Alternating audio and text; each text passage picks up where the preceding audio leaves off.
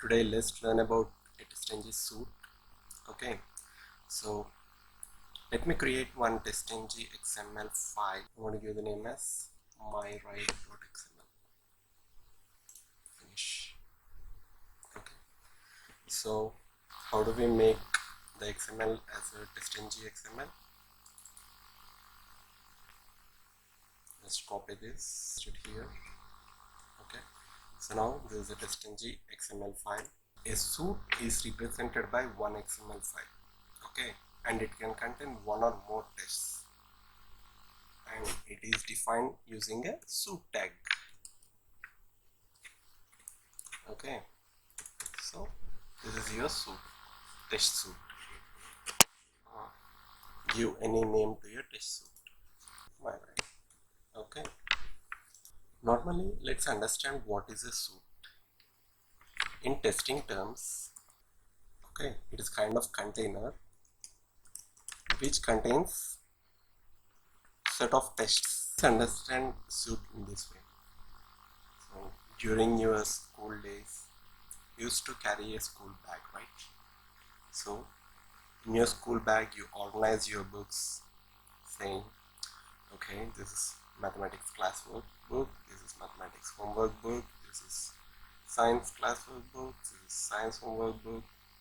So in that way you will organize all your tests. So consider your school bag as a suite. Okay, so it is a container. You can put any kind of tests in that based on your requirement. Okay, on a full working day you might be filling the bag with all subjects books, textbooks, notebooks. Maybe on a Saturday, which was a half day, you might not need all your books, right?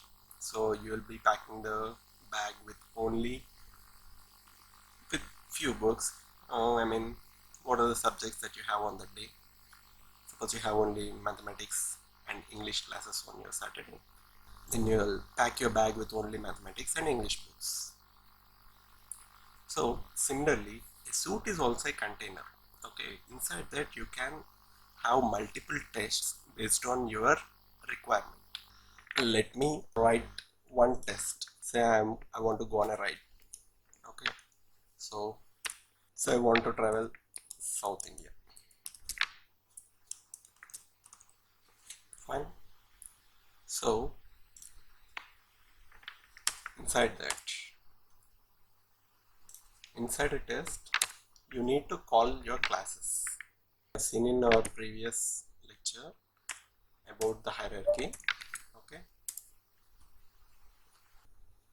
so you need to call a class. Currently I don't have any classes in order to call for my ride, so I'll create one class name with the state name. Let's say I'm going to create one class with the name Telangana. Okay, so now we have a class. Inside a class, write a method, and you need to convert this into a Testng method, right? So what you will do, just put @test annotation. Okay, and then you have to import org.testng.annotations. Okay, so now this is a Testng class. I can call my Testng class from my XML file. So just give your class name along with your package name, and I have executed, and you can see welcome to Hyderabad. Like this I can have multiple classes that I can call in a test. So I'm just gonna create few more classes. So I have created 4 classes for 4 states. Okay, so let me call all my classes. So let me execute. You can see all your test classes got executed. Now let's say before starting this my write suit, I want to print start my write. After the completion of suit execution, I want to print stop my write. If you want to perform some logic before and after suit, we have annotations called @before suit and @after suit. Okay, let's see how we'll do that. Okay, so what I want to print actually, I want to print start my write. Okay, so instead of @test annotation, we want this to be executed before our suit starts, right? So I have to give annotation before suit. And we need to say, we want to stop the write after our suit execution is completed. So we have to use an annotation called after suit. Okay, so this will be executed before suit and this will be executed after suit. Okay, let me run our XML file. See here. So before suit is executed and then all the tests inside the suit executed, and finally after suit is executed. Okay, let's come to our XML file. Let's say I want to print I'm on my trip to South India before test. So I actually have to import Testng. Okay, and after a test, if I want to print same, I have come. So now let me execute this. Okay, so before suit, after suit, before test. Okay, this should be after test. Now let's execute. So see here. So has started, my ride is printed. I am on my trip to South India. So all my tests got executed. Again I have completed my trip to South India. Then stop my ride. So here I have written all my before, after suit and before test and after test in a same class file. Even if I write them in a different class file, only that if you are calling them, if you're calling all the classes, then these will be executed. Our before suit got executed, before test got executed, then all the tests got executed. Okay, all the classes inside the test got executed, after test got executed, and after suit got executed. Now our next annotations are before class, after class. So here we are calling 4 classes, right? So here I am just having my location name, but I just want to display welcome to before every location. So how can I do that? I can just say, okay, I can just copy this. Okay, what do you want to print? Welcome to, right? So let's rename this to welcomes method. And when should this get executed? Before class, right? Now let's see the execution. So it will get executed before this class. So class level, basically it will be for the class only. It will not get implemented for all the classes by default. So here, as I define only in Telangana class, here we are able to see only for Telangana. Welcome to Hyderabad. If you are writing something after class and we want to execute after the class, okay, let's run this now. Welcome to is a @before class, and that class gets run, and then goodbye is @after class. Okay, and then the next classes got executed. So now let's run our second test case also. Okay, when I run this, it's Testng suit. See here, start my ride is your before suit. I'm on my right to India is before test. So the test got completed. Your next test is I am on my trip to South India once again. Come to my trip to South India once again. Stop my right. So here what you have to understand is at the rate before and at the rate before suit, at the rate after suit will execute only once for a complete suit. Okay. A logic which has to be executed before a suit comes and with the annotation at the rate before suit. A logic which should be after suit at the rate after suit annotation. Okay. Similarly, if you have to run some logic before every test, okay, that should be annotated with at the rate before test. If you want to run a logic after every test, then you have to give at the rate after test logic in that. Okay.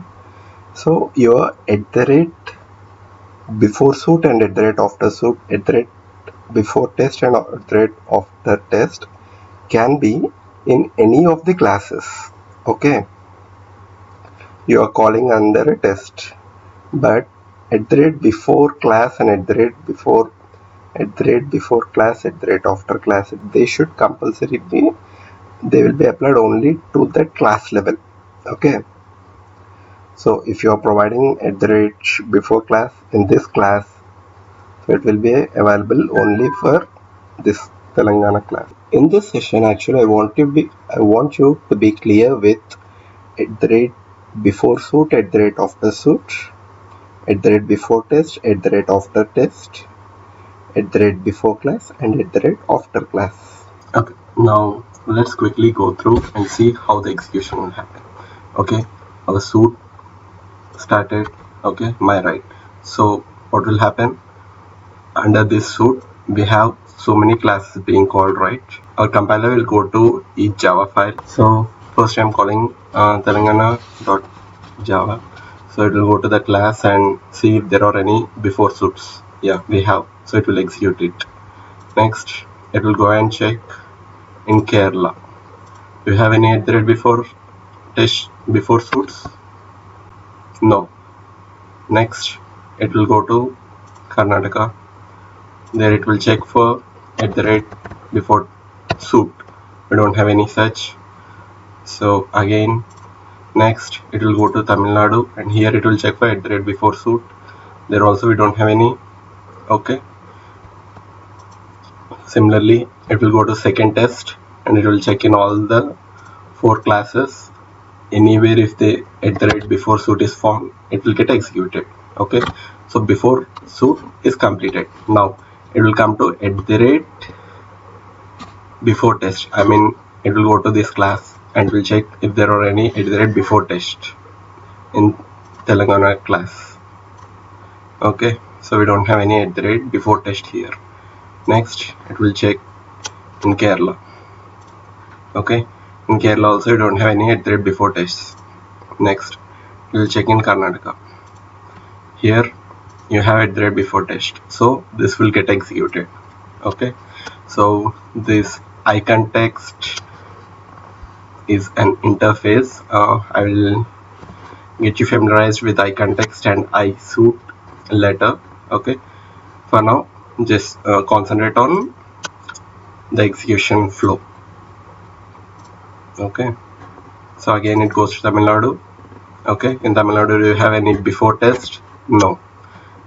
Okay, here we have the completion of the test, right? Completion, close tag of the test. So it checked in all the classes before tests or run. Okay, now it will run at the rate test of each class. Okay, so in Telangana class we have this at the rate test method.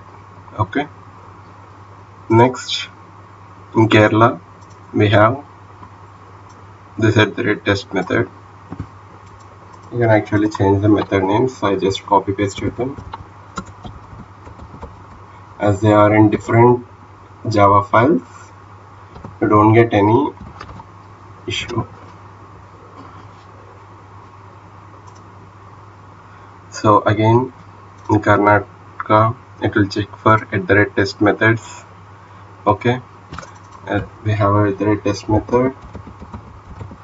It will run that. It will check for Tamil Nadu again. So here @tests are there. Okay, that will be getting run. After that, see, a test closure is encountered. So after tests will be, so the compiler will check for after tests in each of the class. Okay, go to Telangana. Do you have any of the after test classes here? No. Again, next, go to Kerala. Any after test? No. Next, go to Karnataka. Do you have any after test? Yes. So this will be executed. Next, go to Tamil Nadu. Do you have any after tests? No. Okay. So after test execution will be completed, and again a new test is started, right? So again, what are all the classes that are available inside this? It will check. Okay. So let's say we have test methods in Karnataka. So you are not calling that class at all here. You're calling only these three classes. Okay. So what will happen in Telangana? No, before before test we don't have. Okay. In Kerala, do you have before test? No. In Tamil Nadu, do you have before test? No. So no logic will be executed before this test. Okay. So, and after that, all three classes will be executed. After that, it will check for after test in all these classes. If there is any after test, it will execute, or else it will not execute. And then we have reached the completion of suit. So now it will check for after suit in all the classes called in this suit. Okay, if there is any after suit, then it will get executed, or else nothing will be executed. Okay, so in this, okay, so till now we got familiarized with before suit, after suit, before test, after test, before class, and after class. Okay, so coming to before class and after class. Okay, so once you enter into the class, so this class will be open. Okay, in this class, do you have anything before class that will be executed before this class? And then test will be executed, and then after the class this will be executed. This is class level. Okay, so when you're calling Telangana class, only then you will have these methods executed. Okay, but if you are not calling this method at all, I mean, they will not be executed, and those before class and after class will not be executed for another classes. Okay, those are class level. This you have to make a note. Okay, so okay, so we have before tests in all the four classes. Okay, then before tests are identified from all the classes, and they will be executed in the order of alphabetical order of the class name. Okay, now first before test class in Karnataka will get executed, and then in Kerala, and then in Tamil Nadu, and then in Telangana. Okay, so if you have same annotations in all the classes, the execution, I mean, it will identify from all classes, but the execution will be alphabetical order. Okay, this we have to remember. Yeah, that's it for today. In our next session, we will see before method, after method, what are groups, what is before group, after group. These points we will cover in our next session. Thank you.